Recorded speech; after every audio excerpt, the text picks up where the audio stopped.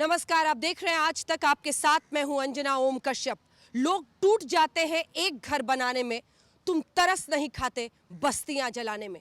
इस देश की संसद से 15 किलोमीटर की दूरी पर हम दिल्ली के उन हिस्सों में आज मौजूद हैं जो हिंसा में सबसे ज्यादा प्रभावित हुई हैं।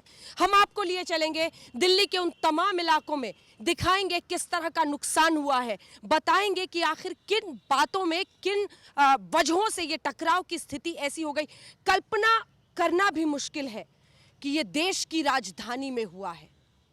किसी ने सोचा नहीं था कि देश की राजधानी में इस तरह से हिंसा भड़केगी, जिसकी शुरुआत नागरिकता कानून के विरोध में अलग अलग जगहों पर प्रदर्शन के साथ हुई थी। वो एक दिन इस मकाम पर पहुंचेगा कि तमाम जगहों पर हिंसा बढ़ेगी, लोगों की जान चली जाएगी, ऐसे जलाने की नौबत आ जाएगी।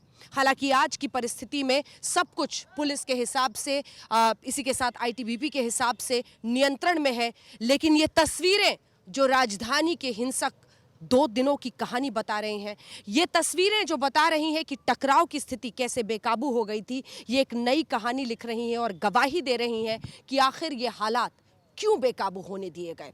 हम आपको ऐसे तमाम इलाकों में लिए चलेंगे, बताएंगे कि क्यों ये टकराव की स्थिति बनी थी, क्या विरोध करने वाले लोग और जो समर्थक थे नागरिकता कानून के वो आपस में भिड़े, अलग अलग जगहों पर टकराव की नौबत आई। ये वो गलियां जो दिल्ली की हैं, ये राजधानी के वो हिस्से जहां पर इस तरह की नौबत आई कि टकराव की स्थिति धीरे धीरे बेकाबू हो गई। इन तमाम जगहों पर हम आपको लिए चलेंगे। आज भी जब इन इलाकों से हम गुजर रहे हैं, इन दुकानों से अभी भी धुआं निकल रहा है।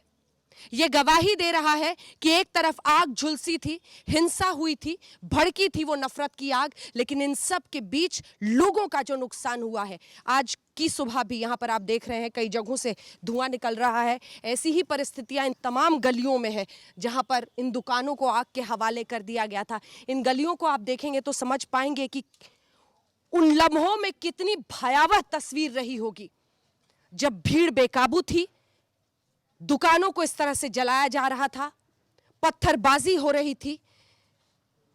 सवाल इस पर भी कि ये स्थिति नियंत्रण के बाहर इतनी देर तक कैसे रही। इन तमाम इलाकों में जब आप गुजरेंगे, यही नहीं ऐसी तमाम गलियां हैं, पूरे के पूरे मार्केट हैं जो आग के हवाले कर दिए गए हैं।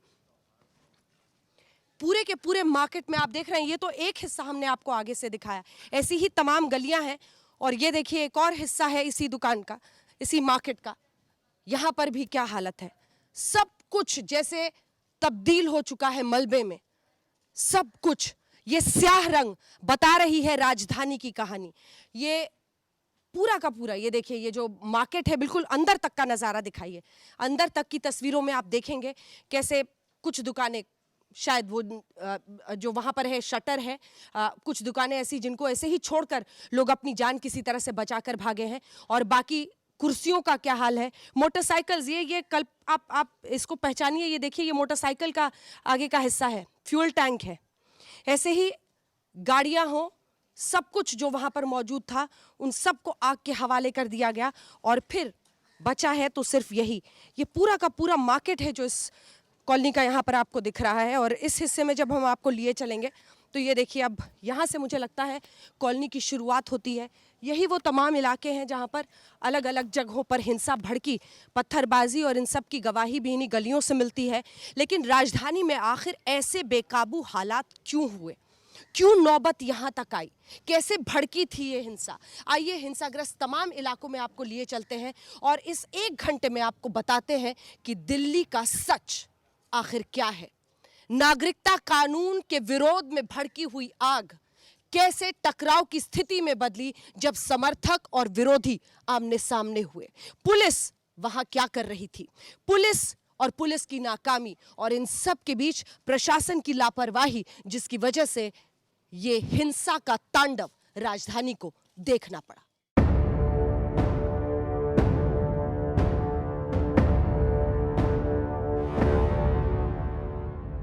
और यहीं पर से रिपोर्टिंग करते वक्त ये सामने आया और उन्होंने बताया कि इनकी दुकान, आपकी दुकान यहाँ पर जल गई है। जी मैडम, सारी दुकान फूंक दी गई है, आग के हवाले कर दिया गया था उसको परसों से।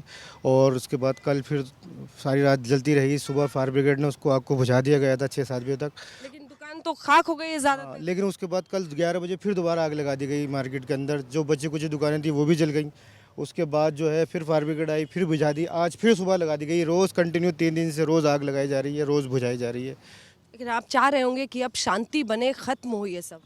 मैडम हम तो चाहते ही यही हैं कि शांति बने और आगे से कभी ऐसा हो ना, क्योंकि इससे किसी का भला होता नहीं है, हमेशा इससे नुकसान ही होता है। और जो दुकान तो चलो बन जाएगी, लेकिन जो दिल एक दूसरे के अंदर खाइयाँ पैदा हो गई हैं दिलों के अंदर, वो तो भरते भरते बरसों लग जाएंगे।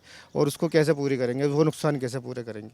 जिसके दुकान जली हो, अगर वो ये बात कह सकता है तो आप समझ सकते हैं कि यही वो संदेश है जो यहाँ से निकलना चाहिए। जिनके हाथों में पत्थर है, जिनके हाथों में ऐसी चीज़ें हैं जिससे वो दुकानें जला रहे हैं या अलग अलग जगहों पर नुकसान कर रहे हैं, ऐसे तमाम दंगाइयों को ये समझने की ज़रूरत है कि जिसका नुकसान हुआ है वो भी शांति की बात कर रहा है, वो भी नुकसान सहने को बर्दाश्त करने को तैयार है। ऐसे में परिस्थितियाँ क्यों ना बदलें। आइए आपको लिए चलते हैं इन्हीं इलाकों के, जो हिंसाग्रस्त इलाके हैं, उसके एक दूसरे हिस्से में।